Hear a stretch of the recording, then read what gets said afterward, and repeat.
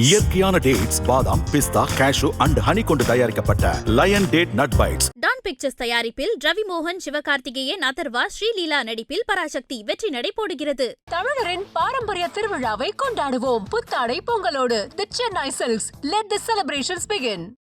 IBC Tamil நேயர்களுக்கு வணக்கம். இன்றைய நேர்காணலில் நம்மோட அரசியல் ஆய்வாளர் திரு பெருமாள் மணி இணைந்திருக்கா. நிகழ்ச்சிக்குள்ள போகலாம். சார் வணக்கம். விஜய் சிபிஐ விசாரணையை முடிச்சுட்டு வந்திருக்கார். தமிழ்நாட்டில் ஒரு அரசியல்வாதிக்கு எவ்வளோ அரசியல் பாடங்கள் கிடைச்சாலும் டெல்லி கற்றுக் கொடுக்குற அரசியல் பாடம் ரொம்ப முக்கியமான ஒன்று. அரசியல் காரணங்களுக்காக டெல்லி போயிருக்கிறார். அதை எப்படி பார்க்குறீங்க? இது ஒரு வழக்கமான எளிய விசாரணையில் ஒரு சாட்சியாக அவரை சம்மன் பண்ணி கூப்பிட்ருக்காங்க. அவர் ஒரு நல்ல சார்ட்டர்ட் ஃப்ளைட்டில் போயிருக்காரு. அங்கேருந்து ஒரு டெல்லியில் கிடைக்கக்கூடிய ஒரு நல்ல காஸ்ட்லியான ஒரு ரெண்டல் காரு, அந்த காரோட மதிப்பே 4.5 கோடி ரூபாய்க்கு மேலே இருக்கும். ஒரு நல்ல கம்ஃபர்டபுளாக ஒரு ட்ராவலை முடிச்சுட்டு வந்திருக்காரு. இது ஒரு எளிய விசாரணை நடைமுறை.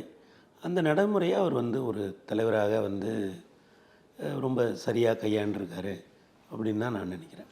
இல்லை, இதில் அரசியல் பின்னணின்னு ஒன்று இருக்குல்ல. இப்போது செல்வபிறந்தகை என்ன சொல்கிறாருன்னா, டீல் முடிக்கிறதுக்காக பாஜக அவரை கூப்பிட்ருக்கு அப்படின்றாங்க. நீங்கள் ஒரு எளிய பின்னணின்னு நீங்கள் சொல்லலாம். பட் ஆனால் இதில் அரசியல் காரணங்களும் பேசப்படாமல் இருக்காதுல்ல. இல்லை, அப்படி எதுவுமே இல்லைங்கிறது தான் என்னோடய புரிதல். ஏன்னா அந்த மாதிரி அரசியல் எதுவுமே இல்லை.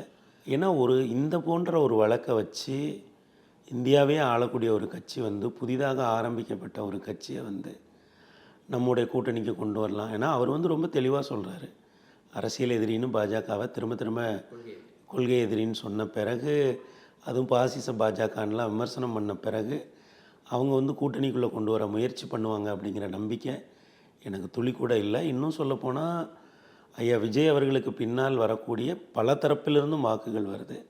அது ரொம்ப மிக முக்கியமான வாக்குகளாக கணிக்கக்கூடியது மத சிறுபான்மையினர் வாக்குகள். அதை அப்படியாப்பட்ட ஒரு பின்புலத்தோடு இருக்கக்கூடிய ஒருவரை தங்களோட கூட்டணிக்குள்ளே கொண்டு வருவதற்கு ஒரு இந்தியாவே ஆள்கிற ஒரு கட்சி முயற்சி பண்ணும் அப்படிங்கிற நம்பிக்கை எனக்கு இல்லை. ரெண்டாவது, இந்த வழக்கு அதற்கான வழக்குமே இல்லை. இது இந்த வழக்கில் அவர் ஒரு சாட்சியாக அழைக்கப்பட்டிருக்கார். அவர் போய் தனக்கு தெரிந்த தகவல்களை சொல்லியிருக்காரு.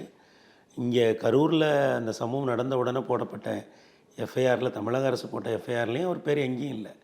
அதனால் இதை வச்சு நம்ம ரொம்ப பெரிய பிரம்மாண்டமாக ஒரு அரசியல் கதை எழுதுறது அப்படிங்கிறதெல்லாம் அப்படின்னா ஒரு கற்பனையாக இருக்கலாமே தவிர யதார்த்தத்துக்கு அது ஒத்து வராதுன்னு தான் நான் நினைக்கிறேன். இல்லை, அந்த கற்பனையை காங்கிரஸ் கட்சி கையில் எடுக்கிறதுக்கு ஏதாவது ஒரு அரசியல் காரணம் இருக்கும்ல. அதாவது இது பல முறைகளில் எனக்கு இது ஊகமாகவே அப்படி சொல்லப்படுதோ அப்படின்னு கூட இது இந்த பொலிட்டிக்கல் நரேஷன் எல்லாமே. ஏன்னா ஒவ்வொரு அரசியல் கட்சியுமே தனக்கு என்ன லாபம், தன்னால் என்ன இந்த தேர்தல் அரசியலில் பண்ண முடியும் அப்படிங்கிறது தான் இங்கே இருக்கக்கூடிய முக்கியமான விஷயம். அது அப்படி பார்க்குற பொழுது காங்கிரஸ் நாங்கள் ஐயா விஜய் பக்கம் நிற்கிறோம், பாஜகவை எதிர்க்கிறதுல நாங்கள் 2 பேரும் ஒன்றா இருக்கிறோம், அப்படியாப்பட்ட ஒரு பிம்பத்தை திரும்ப வலுப்படுத்துவதற்கு வேண்டுமானால், ஏனென்றால் அவங்க திமுக கூட்டணியில் இருக்கக்கூடிய வேறு எந்த கட்சிகளுமே இந்த அளவுக்கு ஐயா விஜயை ஆதரித்து பேசலை. ஒரு சில விஷயங்களில் இப்போ ஐயா முதல்வரே கூட ஒரு ட்வீட் பண்ணியிருக்காங்க, சிபிஎஃப்சிக்கு எதிரான ஒரு ட்வீட்டு. ஆனால் அதுக்கும் காங்கிரஸ் கட்சி ஐயா விஜயை ஆதரிக்கிறதுக்குமான வேறுபாடு ரொம்பவும் பெரியதுன்னு நான் நினைக்கிறேன். அவங்க திரும்ப தாங்கள் விஜயோடு ஒரு நெருக்கமாக இருக்கிறோம், ஒரு அணுக்கமாக இருக்கிறோம் அப்படிங்கிறதுக்காக அவங்க இப்போ மத்தியில் ஆளக்கூடிய பாஜக அரசினுடைய சிபிஐ விசாரணைக்கும் மத்திய பாஜகவுக்கும் என்ன சம்மந்தம்? அது ஒரு இண்டிபெண்ட் பாடி, அது கூப்பிடுது, அது ஒரு சம்மன் பண்ணுது. நேற்று கூப்பிட்ருக்காங்க, போயிருக்காரு, வந்திருக்காரு. ஆனால் இதெல்லாம் காங்கிரஸ் இந்த கோணத்தில் பேசுகிறது அப்படிங்கிறது, அவங்க தமிழ்நாடு திமுகவுக்கு ஒரு மெசேஜ் சொல்ல விரும்புகிறாங்க, நாங்கள் தாவேகாவோட ரொம்ப நெருக்கமாக இருக்கோம் அப்படிங்கிறத அவங்க திரும்ப வெவ்வேறு வழிகளில் சொல்லிகிட்டு இருக்கிறதா தான் பார்க்க வேண்டியதாக இருக்க தவிர மற்றபடி இதில் எந்த அரசியலும் இருப்பதாக நான் நினைக்கல. இல்லை, இப்போது ஜனநாயகன் படமாக இருக்கட்டும், இல்லை இந்த சிபிஐ விசாரணையாக இருக்கட்டும், இது எல்லாமே பொலிட்டிக்கலாக விஜய்க்கு ஒரு மைலேஜ் கொடுக்க ஸ்டார்ட் பண்ணியிருக்கா. அதாவதுங்க, அவர் ஒரு அரசியல் கட்சியை ஆரம்பிச்சிருக்காரு. அவர் ஆரம்பிக்கும் போது அவருக்கு 1-2 பிரச்சனைகள் வருது. இப்போ இந்த சிபிஎஃப்சியில் இதுதான் முதல் தடவை ஒரு திரைப்படத்துக்கு பிரச்சனை வருதுன்னு இல்லை. ஐயா விஜய் அவர்கள் படத்துக்கே இதான் முதல் தடவைன்னு இல்லை. அவர் பல முறை அவருடைய படங்களுக்கு பிரச்சனையோடு தான் வந்திருக்கு. அப்படி பார்க்குற பொழுது இப்போ இந்த பிரச்சனை வருது. அவங்க அதுக்கு இது ஒரு சிபிஎஃப்சிங்கிறது ஒரு இண்டிபெண்ட் பாடி. அந்த பாடியினுடைய ஒரு உத்தரவை எதிர்த்து அவங்க உயர்நீதிமன்றத்துக்கு போகிறாங்க. உயர்நீதிமன்றத்தில் ஒரு நீதிபதி அமர்வு ஒரு தீர்ப்பை சொல்லுது, அதை எதிர்த்து சிபிஎஃப்சி போகிறாங்க. இதெல்லாம் ஜுடிஷியல் ப்ராசஸ். உங்களுக்கு ஒரு எக்ஸிக்யூட்டிவில் வந்து ஒரு நீதி கிடைக்கல அப்படின்னா நீங்கள் ஜுடிஷியலில் தேடி போகிறதுங்கிறது ரொம்ப இயல்பு. அதை தான் அவங்க பண்ணுறாங்க. அதே மாதிரி இந்த சிபிஐ விசாரணை அப்படிங்கிறதும் ஒரு எக்ஸிக்யூட்டிவ் ப்ராசஸ். ஒரு சம்பவம் நடக்குது, அதிலேருந்து உயர்ச்சநீதிமன்றத்துக்கு இவங்களே போய் தானே சிபிஐ வேணும்னு கேட்டாங்க. அப்போ இவங்க அந்த அமைப்போட ஒத்துழைக்கிறதுல என்ன அரசியல் இருக்க போகுது? சிபிஐ வேணும்னு கேட்டால் சிபிஐ எங்கே இருந்தாலும் விசாரிக்கும். அப்போ அது வந்து சிபிஐனுடைய தலைமை பொறுப்பில் இருக்கக்கூடிய இதை நம்ம டெல்லியில் விசாரிக்கலான்னு முடிவு பண்ணுறாங்க. இவங்களை அழைச்சி விசாரிக்கிறாங்க. அப்போ இதில் என்ன அரசியல் இருக்குது, என்ன உள்நோக்கம் இருக்குது? இல்லை, இவருக்கு அதனால ஒரு பொலிட்டிக்கல் மைலேஜ் கிடைக்குதான்னு கேட்குறேன். இப்போது 2017 வந்து ஜெயலலிதாவுடைய மரணத்திற்கு பிறகு டிடிவி தினகரனை வந்து மத்திய விசாரணை அமைப்புகள் பெரிய அளவில் குறி வச்சாங்க. இது எல்லாமே வந்து அவருக்கு இங்கே ஒரு சிம்பத்தி வந்து கிரியேட் பண்ணிச்சு. பாஜக இவரை தான் குறி வைக்குது, இவர் தான் பாஜகவுக்கு ஒரிஜினல் எதிரி மாதிரியான பிரச்சாரங்கள் வந்து இங்கே முன்னெடுக்கப்படாமையுமே இயல்பாகவே அப்படி ஒரு நரேஷன் வந்து இங்கே அதுவாகவே செட் ஆச்சு. அப்படியான ஒரு மைலேஜ் வந்து விஜய் கிடைக்குதான்னு நான் கேட்குறேன். இல்லைங்க, இதெல்லாம் அரசியலில் ரொம்ப சிறு பகுதி தாங்க. அவர் மக்களோட எப்படி கனெக்ட் ஆகிறார், மக்கள் பிரச்சனைகளை எப்படி கையாளுகிறார், அதை எவ்வளவு தீவிரமாக பேசுகிறார். ஏன்னா இந்த ஒரு ஊடக வெளிச்சம் கிடைக்குது. இந்த ஊடக வெளிச்சம் வந்து தமிழ்நாடு அரசியலில் பலருக்கும் பலவிதமாக கிடச்சிருக்கு. நீங்கள் 90களுக்கு பிறகான வார இதழ்கள் இருக்குல்ல, ஜூனியர் விகடன், ரிப்போர்ட்டர், நக்கீரன் மாதிரியான வார இதழ்களை எடுத்து பார்த்தீங்கன்னா யாரோட அட்டைப்படம் அதிகமாக வந்திருக்கும் அப்படிங்கிறதெல்லாம் நம்ம ஒரு சர்வே மாதிரி பண்ணோன்னா கூட ஒரு சில பேர் திரும்ப திரும்ப அந்த வார இதழ்களில் வருகிற அளவுக்கு அவங்க அரசியல் இருக்கும். ஆனால் களத்தில் அவங்க என்னவா பண்ணாங்க, களத்தில் எப்படி அவங்க செயல்பாடு இருந்தது, அரசியல் வெற்றி தோல்வியை எப்படி இருந்துச்சுன்னா அது ரொம்ப ஒப்பிடத்தக்க அளவில் ரொம்ப குறைவாக கூட இருக்கும். இது வந்து ஒரு ஊடகத்தில் ஒரு சின்ன வெளிச்சம் கிடைக்கிது, அவர் பற்றின செய்தி திரும்ப திரும்ப பேசப்படுது. இதெல்லாம் அரசியலில் ஒரு பெரிய பங்களிப்பே கிடையவே கிடையாதுங்க. அரசியலில் எது உங்களை வந்து நிலைநிறுத்துனா ஸ்ட்ராட்டஜிக்கலாக நீங்கள் என்ன பண்ணுறீங்க. எப்போதுமே வந்து பலத்தில் வந்து அரசியல் செய்யவே கூடாது, உத்தியில் அரசியல் செய்யணும். வெறும் பலத்தை மட்டும் நான் காட்டி காட்டி அரசியல் பண்ணுவேன்னு சொல்கிறவங்கெல்லாம் 2-3 தேர்தல்களில் காணாமல் போயிடுவாங்க. ஆனால் உத்தியில் அரசியல் பண்ணுறவங்க தான், ஸ்ட்ராட்டஜி அதில் அரசியல் பண்ணுறவங்க தான் நீண்ட காலமாக அரசியலில் வந்து தாக்கு பிடிக்க முடியும். இது ஒரு வெளிச்சத்தை கொடுக்கு, அவ்வளோதான். அதை தாண்டி இதுக்கு வந்து பெரிய முக்கியத்துவம் எதுவுமே இல்லை அப்படின்னு தான் நான் நினைக்கிறேன். ஜனநாயகன் படத்துக்கு வந்து ராகுல் காந்தி பேசுகிறார். இன்றைக்கி ஒரு தமிழ்நாட்டுக்கு வர்றதா இருக்குது. தமிழ் பயணத்துக்கு கொஞ்சம் நேரத்துக்கு முன்னாடி வந்து ஜனநாயகனுக்கு ஆதரவாக வந்து ஒரு ட்வீட் போடுறார். காங்கிரஸில் இருக்கிற பல முக்கியமான தலைவர்கள் வந்து அதை பற்றி பேசுகிறாங்க. தமிழ்நாடு காங்கிரஸ் கமிட்டியுடைய மேலிட பொறுப்பாளருமே வந்து அதை பேசுகிறார். ஸோ இது எல்லாமே சேர்ந்து விஜய்க்கான ஒரு ஆதரவு கொடுக்கறது. இப்போது பாஜக விஜயை குறி வைக்கிது, ஸோ நாங்கள்லாம் வந்து விஜயை பேக் பண்ணுறோம் அப்படிங்கிற ஒரு இடத்துக்கு நகர்றது மூலமாக விஜய்க்கு ஒரு மைலேஜ் கிடைக்குதான்னு நான் கேட்குறேன். வெளிப்படையாக கேட்குறேன், கூட்டணிக்கான ஒரு வாய்ப்பு அது இருக்குமான்னு. அவங்க ஒரு நெருக்கத்தை காட்டுறாங்க. இப்போ இது வந்து ஒரு காங்கிரஸ் கட்சி தாவேகாவோட ஒரு நெருக்கத்தை, கிடைக்கிற வாய்ப்புகள் எல்லாம் ஒரு நெருக்கத்தை காட்டுறாங்க. அந்த நெருக்கத்தை ரொம்ப தீவிரமாக காட்டுறாங்க. அது நடக்குது. அது வந்து ஏன்னா இந்த 2 விஷயத்துலையுமே சம்மந்தப்பட்டது மத்திய அரசு அப்படிங்கிற அடிப்படையில் மத்தியில் இருக்கக்கூடிய பாஜக இவங்களுக்கு எதிரான கட்சி. அதை பயன்படுத்தி இவங்க ஒரு நெருக்கத்தை வந்து காட்டுறாங்களே தவிர இந்த நெருக்கம் கூட்டணியாக மாறுமா அப்படின்னா அதற்கான வாய்ப்பு இருப்பதாக தான் நான் கருதுகிறேன். ஏன்னா காங்கிரஸ் தாவேகா கூட்டணி இந்த தேர்தலில் அமைகிறதுக்கான வாய்ப்பு ரொம்ப பிரகாசமாக இருக்குது. என்ன காரணம்னா இப்போது காங்கிரஸ் கிட்ட இருந்த வாக்குகளில் பெரும்பாலான வாக்குகள் வந்து மைனாரிட்டி வாக்குகள். அகில இந்திய அளவிலே அவங்கக்கிட்ட இருக்கிறது மைனாரிட்டி வாக்குகள் ரொம்ப பிரதானமாக இன்றைக்கி அவங்கக்கிட்ட இருக்குது. ஆனால் இந்த ஐயா விஜய் அவர்களுடைய வருகைக்கு பிறகு மைனாரிட்டி வாக்குகளில் பெரும்பகுதி ஐயா விஜய் நோக்கி போகிறத நம்ம பார்க்குறோம். அப்போ காங்கிரஸோட பார்கெனிங் பவர் வந்து குறையும் இல்லையா? திமுக கூட்டணியில் காங்கிரஸோட பார்கெனிங் பவர் வந்து பெருசாக குறையும்.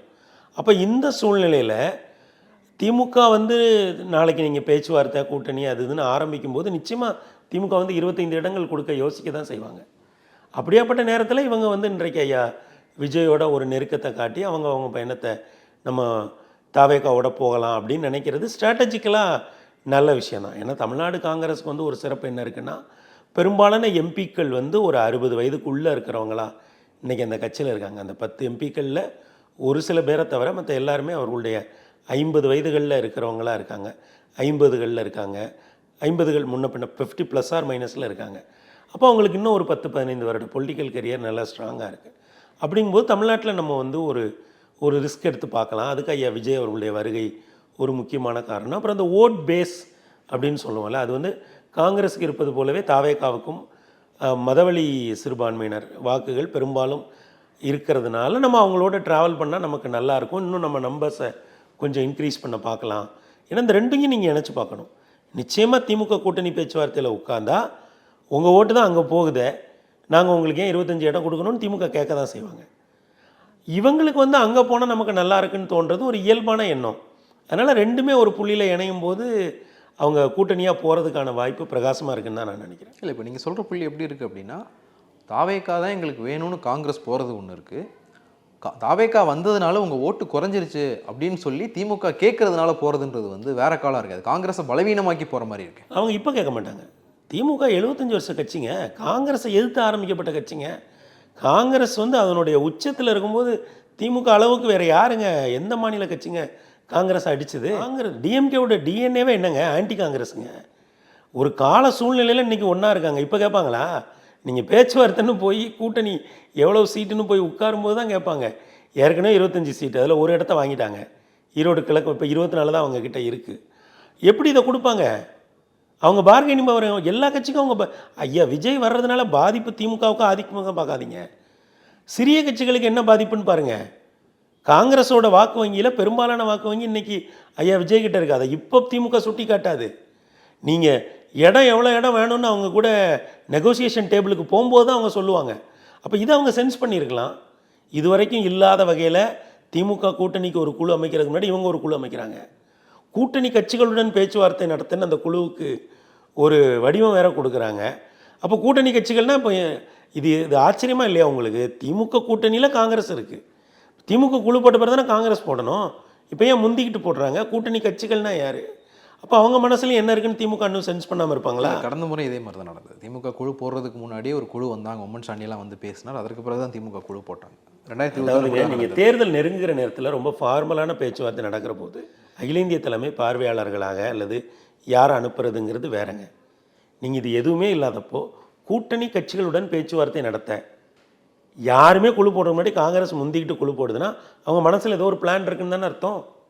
தமிழ்நாட்டில் யாருமே குழு போடலையே, அவங்க போடுறாங்கன்னா அப்போ அவங்க மனசில் ஏதோ ஒரு பிளான் இருக்குன்னு தானே அர்த்தம். அப்போ அவங்க ஐயா விஜய் ஒரு நல்வாய்ப்பை பார்க்குறதுல என்ன தப்பு இருக்குது? அதான் அது அடுத்தடுத்து நடக்கிற சம்பவங்கள் காட்டுதில்ல. முதல்ல வந்து ஐயா பிரவீன் சக்கரவர்த்தி மட்டும் பேசிகிட்டு இருந்தாங்க, ஐயா வேலுச்சாமி மட்டும் பேசிகிட்டு இருந்தாங்க. அப்புறம் ஒரு சில ஆதரவு குரல்கள் கேட்டது, ஒரு சிலர் ஆதரித்தாங்க, பிறகு இல்லை வேண்டான்னு பின்வாங்கினாங்க. இப்போ ஐயா ராகுல் காந்தியை இன்றைக்கி ட்வீட் போட்டிருக்காங்க. அப்போ என்னென்னா இவங்க தாவேக் ஆப்ஷனை வந்து ரொம்ப ஓப்பனாக வச்சுருக்கிறது நமக்கு ரொம்ப கிளியராக தெரியுது. ரொம்ப நெருங்கவும் செய்கிறாங்களா, பொது வெளியில் ரொம்ப நெருங்குறாங்க. அப்படிங்கும்போது அது அவங்களுக்கு ஒரு இயல்பாகவே சரி அந்த அலையன்ஸோட போனால் நமக்கு ஒரு நல்வாய்ப்பு இருக்குது. ஏன்னா அவரும் கூட்டணி அரசுன்னு சொல்கிறாரு. அப்போ நம்ம போகலாம். ஏன்னா அவங்களுக்கு இது நீண்டகால கனவு இல்லையா, அதில் தப்பு ஒன்றும் இல்லைங்களா? இல்லை, இப்போது காங்கிரஸினுடைய இந்த முயற்சிகள் எல்லாமே கூட்டணியை முறிக்கிறதுக்கு தானா, இல்லை அதை காட்டி பார்கெயின் பண்ணுறதுக்கா? கூட்டணி முறிவு அதெல்லாம் ஒன்றும் இல்லைங்க. ஒரு தேர்தல் ஒரு கூட்டணி, அதுக்கப்புறம் ஆட்சி அதிகாரம். அதான் கூட்டணியை விட்டு வெளியில் போகிறதுக்கா, இல்லை அதை காட்டி பார்கெயின் பண்ணுறதுக்கு மட்டுமா? எப்படி பண்ண முடியும்? நீங்கள் எப்படி பார்கெயின் பண்ண போனால் தான் நான் முதலே சொன்னேன்ல, உங்கள் ஓட்டு அங்கே போயிடுச்சுன்னு திமுக கேட்காதா? நீங்கள் இதை காட்டி பார்கெயின் பண்ண வாய்ப்பே இல்லை. அந்த ஆப்ஷனை விட்டுருங்க. எங்களுக்கு தாவேக்கா ஒரு ஆப்ஷனாக இருக்குது அப்படின்னு சொல்லி திமுகட்ட போய் நீங்கள் பேசவே முடியாது. இல்லை, இப்போது காங்கிரஸுக்காவது எங்களுக்கு தாவேக்கா ஒரு வாய்ப்பாக இருக்குது அப்படின்னு சொல்லி திமுக கிட்ட பேசுகிறதுக்கு தாவேக்கா ஒரு ஆப்ஷன் இருக்குது. ஆனால் இப்போ காங்கிரஸுக்கு பதிலாக இப்போ நீங்கள் வரலன்னா நான் இவங்களை சேர்த்துக்கன்னு சொல்கிறதுக்கு திமுகவுக்கு அப்படி ஒரு ஆள் கிடையாது. அப்படிங்கும்போது திமுக அந்த இடத்துல இருக்கா? காங்கிரஸ் வெளியில் அனுப்புகிற அளவுக்கு திமுக வந்து வலிமையாக இருக்குங்க. திமுக ரொம்ப வலிமையாக இருக்குது. ஏன்னா அவங்க அந்த 25 இடங்களையும் நம்ம போட்டுடலான்னு கூட அவங்க போகலாம். ஏன்னா நீங்கள் முரசொலி ரெகுலராக பார்த்தீங்கன்னா நீங்கள் பொதுவாக அந்த மாதிரி நுட்பமாக அணுகி பார்க்கக்கூடிய ஒரு நபர். அவங்க கட்சியை எப்படி வலுப்படுத்தியிருக்காங்க. பல ஒன்றியங்களை 2-3 பிரிச்சிருக்காங்க, பல மாவட்டங்களை 2-3 பிரிச்சிருக்காங்க இல்லையா, 2 தொகுதிக்கு ஒரு மாவட்ட செயலாளர் அப்படிங்களா மாற்று கருத்து இருக்கு பிரிச்சிருக்காங்கல்ல. இதில் என்ன மாற்று கருத்து இருக்கு சொல்லுங்க? இல்லை, அதில் அது பலத்தை தாண்டி அதில் வேற மாற்று கருத்து இருக்கு. நீங்கள் சொல்லுங்க. உங்களுக்கு அந்த ஸ்ட்ரக்சர் மேலே வேணால் மாற்று கருத்து இருக்கலாம். ஆனால் கட்சியை அவங்க வலுப்படுத்துகிறாங்களா இல்லையா, அவங்க வந்து நிர்வாகிகளோட எண்ணிக்கையை அதிகரிச்சிருக்காங்களா இல்லையா? அப்போ இதெல்லாம் திமுக ஏன் பண்ணுது? அவங்க இன்றைக்கி இளைஞர் அணியை வலிமைப்படுத்தி வச்சுருக்காங்க. இளமை அணியில் BLA2 போட்டு வச்சுருக்காங்க, BDN ஒன்று போடுறாங்க, கட்சியிலேருந்து BLA2 போடுறாங்க. இப்படி எல்லா விதத்துலையும் அவங்க கட்சியை வலிமைப்படுத்தி வச்சுருக்காங்க. அப்போ திமுகவுக்கு வந்து யார் வரணும் போகணும்னு இல்லை. என் கணிப்பு சரியாக இருந்தால் இந்த தடவை திமுக 200 இடங்களுக்கு மேலே உதயசூரியன் சின்னத்தில் போட்டியிடுவாங்க. மற்ற இடங்களை தான் கூட்டணி கட்சிகளுக்கு அவங்க பிரித்து கொடுப்பாங்க. ஏன்னா 2021 அவங்க 10 வருடம் ஆட்சி அதிகாரம் இல்லாமல் பொருளாதார ரீதியாகவும் ஒரு பலமான இடத்துல இல்லாமல் அவங்க வந்தாங்க. 2026 அப்படி இல்லை. அவங்க ஆட்சி மேலே பல விமர்சனங்கள், லாப நஷ்டம் இருக்கலாம். ஆனால் ஐயா ஸ்டாலினோட இமேஜ் ரொம்ப பெருசாக அவங்க கட்டமைச்சு வச்சுருக்காங்க. திராவிட மாடல்னு ஒன்று அவங்க 2.1 ஒன்று முன் வைக்கிறாங்க. அதனால் திமுக இதுக்கு எப்போவோ தயாராகிட்டாங்கன்னு தான் நான் நினைக்கிறேன். அதனால் இது காங்கிரஸ் வந்து தாவேகாவை காட்டி திமுகட்ட பேரம் பேச முடியும் அப்படிங்கிற எண்ணம் வந்து நிச்சயமாக காங்கிரஸுக்கு இருக்காது. திமுகவும் வந்து அதை அனுமதிக்க மாட்டாங்க. ஏன்னா திமுக ரொம்ப இயல்பாக ஒரு கேள்வி கேட்பாங்கல்ல, உங்கள் அடிப்படை உங்கள் பேஸ் ஓட்டு வந்து இன்றைக்கி அங்கே பார்த்து போயிடுச்சேன்னு கேட்பாங்கல்ல. திமுகவுக்கும் பலமாக இருக்கிறது சிறுபான்மையினுடைய வாக்குகள் தான். இப்போ காங்கிரஸுடைய வாக்குகள் தாவேக்காக போகுதுன்னா திமுக ஓட்டு தானே போகும். சார், தேர்தல் வந்து திமுகவுக்கும் அதிமுகவுக்குமான போட்டி தான். இதுவரை 77லேருந்து 11 தேர்தல் நடந்திருக்கு. இளையா சூரியனா அப்படின்னு களத்தில் இளையா சூரியனா அப்படிங்கிறது. ஆனால் இடையில் ஐயா விஜய் வந்து ஒரு எதிர்பாராத ஒரு பலம் பொருந்திய ஒரு நபராக வராரு. இப்போ என்னை போன்றவர்கள் அவர் வந்து 20% தாண்டியே வந்து ஒரு அடிப்படையான வாக்குகளை வைத்திருக்கிறதா நாங்கள் கருதுகிறோம். உங்களை போன்றவர்கள் அதில் முரண்படலாம். ஆனால் திமுகவிலிருந்து போகிற வாக்குகள் அல்லது திமுகவுக்கு எதிரான வாக்குகள் இந்த இரண்டுமே அஇஅதிமுகவுக்கு போகாமல் வேறு எங்கே போனாலும் அவங்களுக்கு பிரச்சனை இல்லை. ஏன்னா அவங்க 40%க்கு மேலே வாக்கு வச்சுருக்காங்க. இந்த தேர்தலில் 37%, 35லேருந்து 37% எந்த கட்சி வாங்கினாலும் அவங்க ஆட்சி அதிகாரத்துக்கு வந்துட முடியும். அதை ஏம் பண்ணி தான் போவாங்க.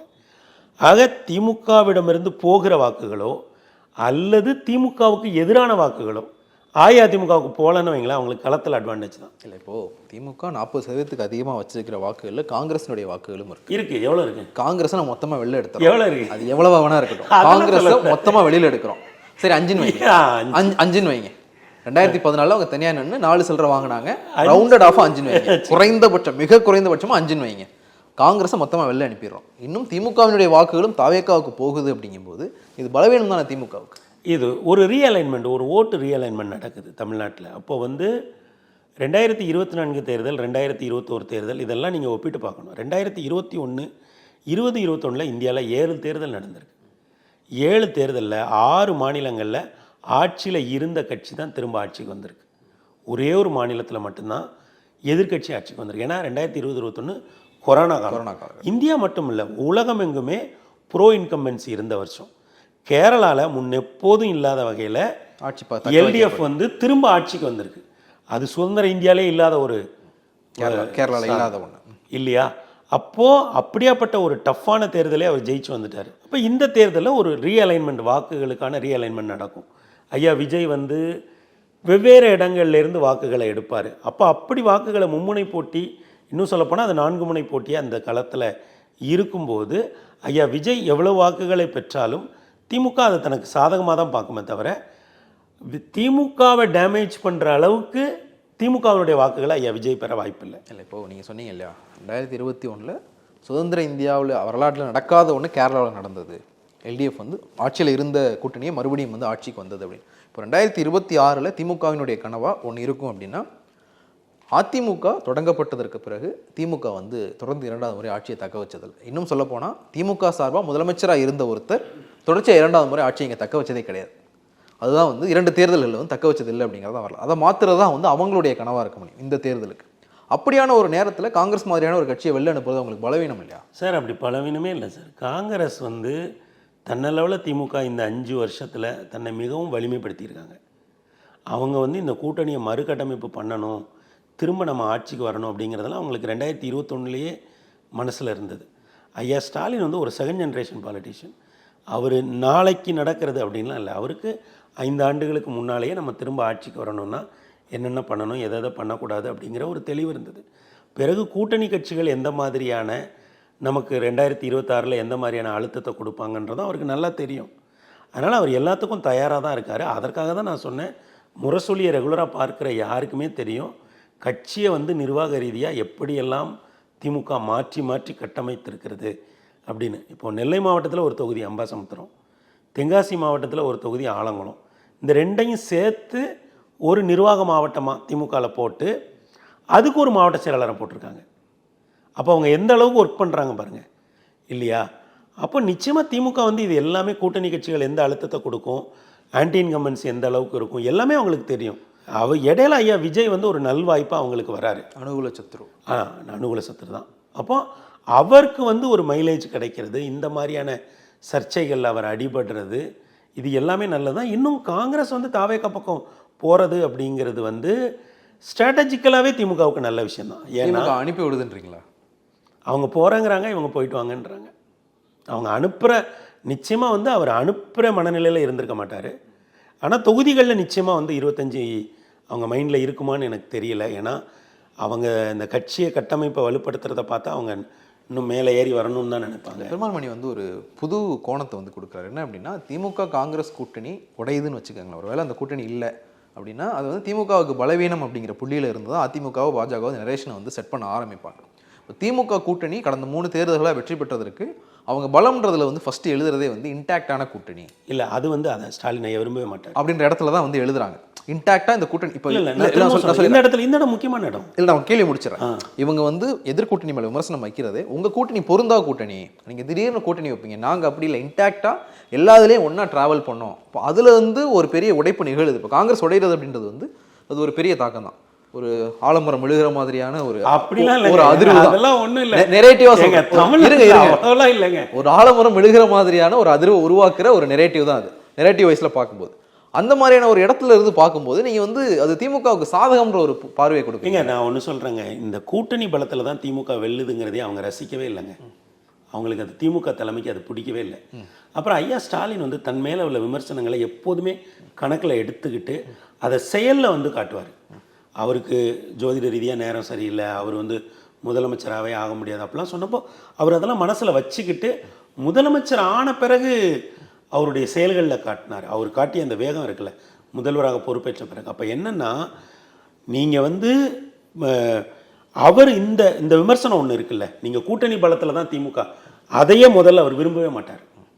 இப்போ அப்படி ஒரு வாய்ப்பு, ஆனால் அதற்காக வந்து ஒரு நல்லா ஒர்க் ஆகிட்டு இருக்கிற கூட்டணியை அவர் பிச்சு எறியக்கூடிய அளவுக்கும் ஆள் கிடையாது. ஆனால் நீங்கள் இந்த தேர்தலில் அவர் தன்னோட பலத்தில் திமுகவை கடந்த முறை போட்டியிட்டதை விட அதிக இடங்களுக்கு போட்டியிட வைத்து வெல்ல வைக்கணும் அப்படிங்கிறதுல அவர் உறுதியாக இருப்பார்.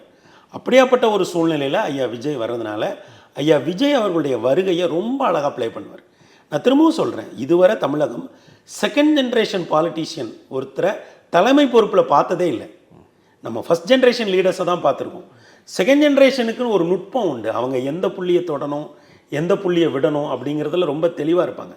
ஐயா ஸ்டாலினோட ரிலேஷன்ஷிப்ஸ் எப்போதுமே டிரான்சாக்ஷனல் ரிலேஷன்ஷிப் தான். நீங்கள் வந்து இப்போ நீங்கள் வரீங்க, நீங்கள் கூட இருக்கீங்க, ட்ராவல் பண்ணுறோம், மியூச்சுவல் பெனிஃபிட். அப்படி இல்லையா அவர் ஏனைய தலைவர்கள் மாதிரி அவங்கள வந்து ஹிட் பண்ணலாம் மாட்டார். ஓகே, உங்கள் பாதையை பார்த்து நீங்கள் போங்க, எங்கள் பாதையில் நாங்கள் போகிறோம் அப்படிங்கிறத அவரோட அப்ரோச்சாக இருக்குமே தவிர, எனக்கு வந்து இவங்க ஒரு குழு எல்லாம் போட்டு திமுக பேச்சுவார்த்தை நடத்துறதுக்கு முன்னாடியே போய் அறிவாலயத்தில் போய் சந்திச்சாங்க இல்லைங்களா, அப்போவே எனக்கு என்ன தோணுச்சுன்னா இவங்க போயிட்டு வரேன்னு காங்கிரஸ் சொல்கிறாங்க, திமுக போயிட்டு வான்னு சொல்கிறாங்க. அப்படி ஆனால் ப. சிதம்பரம் இடையில ஒரு சில சந்திப்புகள் அவர் முன்னெடுத்தார் இல்லையா? இல்லை, அந்த தனிப்பட்ட சந்திப்புகளை நம்ம வந்து ரொம்ப டீகோட் பண்ண முடியாதுன்னு நினைக்கிறேன். ஏன்னா அது வந்து ஐயா ராஜீவ்காந்தியினுடைய டீமில் முக்கியமான ஒருவர். ஐயா ராஜீவ்காந்தியினுடைய டீமே எப்படின்னா அகில இந்திய அளவில் நீங்கள் பார்த்தீங்கன்னா அவங்க எல்லாருமே பெரும்பாலும் வெல் எஜுகேட்டட், ரொம்ப நல்லா ஆங்கிலம் பேசுவாங்க. அதாவது இந்திராமா காலத்தில் இருந்து ஐயா ராஜீவ்காந்தி காலத்தில் வந்த தலைவர்களில் ஒரு பெரிய சேஞ்ச் இருந்ததை நீங்கள் பார்க்கலாம்.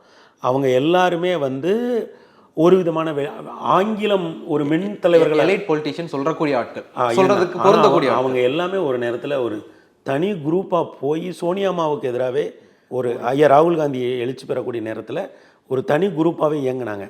அதற்கு அடுத்தடுத்த தேர்தல்களில் தான் இவங்க இப்போ உள்ளே வந்திருக்காங்க. அதனால் நீங்கள் வந்து ஐயா ராஜீவ்காந்தி கால காங்கிரஸ் இப்போ இல்லை, இது ஐயா ராகுல் காந்தி கால காங்கிரஸ். அதில் அவருக்கு நெருக்கமானவர்கள், அவருக்கு அணுக்கமானவர்கள் எடுக்கக்கூடிய லீட்ஸை தான் நம்ம வந்து பார்க்கணுமே தவிர, ஏன்னா நீங்கள் ஐயா ராஜீவ்காந்தி காலத்தில் ஐயா சிதம்பரம் ரொம்ப பவர்ஃபுல்லாக இருந்தாங்க. அப்போ தான் கலைஞர் ஐயா என்ன சொன்னாங்கன்றது உங்களுக்கு நல்லா தெரியும் இல்லையா? ஒரு கடுமையான விமர்சனத்தை கூட ஐயா சிதம்பரம் மேலே வச்சாங்க. அந்த தனிப்பட்ட சந்திப்பில் இருந்தெல்லாம் நம்ம எதையுமே எடுக்க முடியாது. ஆனால் ஆஸ் அ பார்ட்டியாக காங்கிரஸ் வந்து தாவேகாவுக்கு எவ்வளவு தூரம் வந்து பொதுவெளியில் ஆதரவு கொடுக்குறாங்க, வெவ்வேறு ஆட்கள் எப்படி வந்து இதெல்லாம் ஒருங்கிணைக்கிறாங்க அப்படிங்கிறது வந்து ரொம்ப முக்கியமானது நான் நினைக்கிறேன். இல்லை, நான் ப. சிதம்பரத்தை பற்றி கேட்டதுக்கான அந்த நேரடி கேள்வி வந்து ஜனநாயக பேரவைக்கான வாய்ப்பு இருக்கான்ற. இல்லை, வாய்ப்பே இல்லைங்க. இன்னொரு தடவை அவங்க போக மாட்டாங்க. அந்த வாய்ப்பு இல்லைன்னு தான் நான் நினைக்கிறேன். 100% வாய்ப்பு இல்லை. ஏன்னா அவங்க வெளியில் போயிட்டு திரும்ப உள்ளே வந்து அவர் வந்து 2014 முன்னால் வந்து ஒரு நம்பர் 2 அப்படிங்கிற இடத்துல வந்து ரொம்ப வலிமையான இடத்துல அவர் இருந்திருக்காரு. இந்த நேரத்தில் திமுகவும் அதை பண்ணாதுங்க. ஏன் பண்ண மாட்டாங்கன்னா, திமுக வந்து நீங்கள் வந்து நம்ம டெல்லி அரசியல் வந்து இன்றைக்கி இரு பெரும் கட்சிகளோட அரசியலாக மாறிடுச்சு. அப்போது நம்ம பிராந்திய கட்சிகள் எல்லாருமே வந்து இப்போ முன்னாடி வந்து நீங்கள் வந்து காங்கிரஸை எதிர்த்தீங்கன்னா காங்கிரஸை மட்டும்தான் நீங்கள் எதிர்க்கிறீங்க, வேறு யாரையும் நீங்கள் ஆதரிக்கலை. இப்போ அப்படி இல்லை, பாஜக காங்கிரஸ் 2 பேர்கிட்டையுமே நீங்கள் டிஸ்டன்ஸ் பண்ணி இருந்துக்கிறீங்க. நாங்கள் ஒரு பிராந்திய கட்சிங்க, நாங்கள் தூரமாக இருக்கோம், மத்தியில் வாய்ப்பு வந்தால் நாங்கள் ஆட்சி அதிகாரத்தில் பங்கு பெறுறோம், இல்லைன்னா நாங்கள் விலகி இருந்துக்கிறோம். இப்போ ஐயா ஜெகன்மோகன் ரெட்டி அப்புறம் ஐயா நவீன் பட்நாயக் மாதிரி எடுத்த முடிவுகளை திமுகவும் எடுக்க வாய்ப்பு இருக்குது. இல்லை, இந்த முடிவுகளால் நவீன் பட்நாயக்கோ ஜெகன்மோகன் ரெட்டிக்கோ பின்னாடி என்ன நடந்ததுன்றதும் தெரியும்ல. ஒன்றும் நடக்கலைங்க. என்ன நடந்தது? தோல்வியை சந்திச்சாங்க. ஏங்க அது வந்து அவங்க 5 வருஷம் ஆட்சி முடிஞ்ச பிறகு அவங்க யார் கூடயுமே கூட்டணியில் இல்லாமல் அந்த தோல்வியை சந்திச்சாங்க. அவங்க கூட்டணியில் இருந்திருந்தாலுமே அது பெரிய இம்பேக்டை அந்த 2 மாநிலத்தோட ரிசல்ட் அனலைஸ் பண்ணிங்கனாலும் தெரியும். அதனால் தமிழ்நாடு தேர்தல் வந்து இதுவரை பார்க்காத ஒரு தேர்தல். அப்போ இதுவரை பார்க்காத தேர்தலுங்கும் போது இங்கே கூட்டணிகளுக்குள் மாற்றம் வரும், முடிவுகள் நம்ம எதிர்பாராத வகையில் இருக்கும். அது எல்லாத்துக்குமே வந்து நம்ம தயாராக இருக்கணுமே தவிர நம்ம முன்னாடி நடந்த நிகழ்வுகளை எடுத்து பொருத்தி பார்க்கறதுங்கிறது இந்த தேர்தலுக்கு சரியாக இருக்காது. பார்க்கலாம் சார், எனக்கு பொறுத்து வந்து பார்ப்போம். உங்களுடைய நினைவுக்கு மிக்க நன்றி. நன்றி. மற்றொரு நிகழ்ச்சி சந்திக்கலாம். நன்றி, வணக்கம். இயற்கையான டேட்ஸ், பாதாம், பிஸ்தா, கேஷு அண்ட் ஹனி கொண்டு தயாரிக்கப்பட்ட lion date nut bites. Dawn Pictures தயாரிப்பில் ரவி மோகன், சிவகார்த்திகேயன், அதர்வா, ஸ்ரீலீலா நடிப்பில் பராசக்தி வெற்றி நடை போடுகிறது. தமிழரின் பாரம்பரிய திருவிழாவை கொண்டாடுவோம் புத்தாடை பொங்கலோடு. The Chennai Silks, let the celebrations begin.